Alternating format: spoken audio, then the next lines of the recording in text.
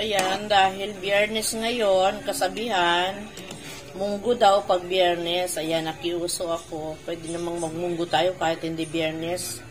Ayan, so paano kayo gumawa ng munggo? Ako, sa pagpalambot ng munggo, sinasabay ko na yung kamatis at nilalagyan ko na rin ng sibuyas para siya ay may lasa. May lasa siya pagka, igigisa na natin siya. So, ayan, papalambot nga pala ako ng munggo para sa ating hapunan. Nagisa na ako ng sibuyas at bawang. Hindi ko na nilagyan ng kamatis dahil may kamatis na itong aking Lagyan na natin yung hipon.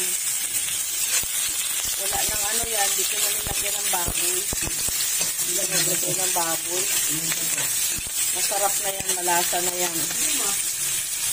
5 clear ba? Tapos, yung aking tirang dilis, ilalagay ko na rin para mas malasa.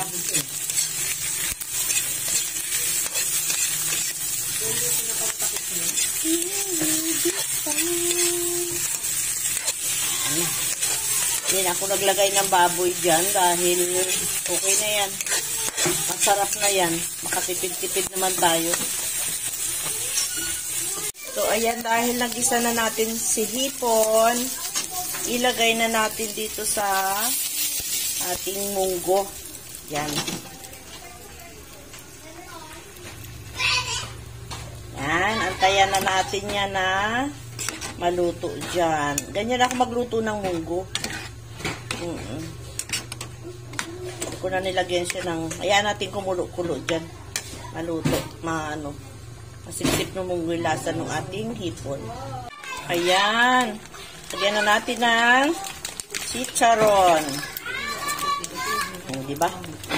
Matalap na din yan. Kahit walang baboys. Buto-buto, meron na rin chicharon yan. Diba? Okay, talap ng ulam namin. And then, may malunggay pa yan. Yan. Wala na kasi ako nakitang doon. Dahon ng ampalaya, malunggay na lang. So, ayan. Pinatay ko na ang apoy. Maraming salamat ulit sa panood. Thank you for watching. Thank you so much sa always support kay Malo Ariola. Thank you. Bye-bye. Hanggang sa muli.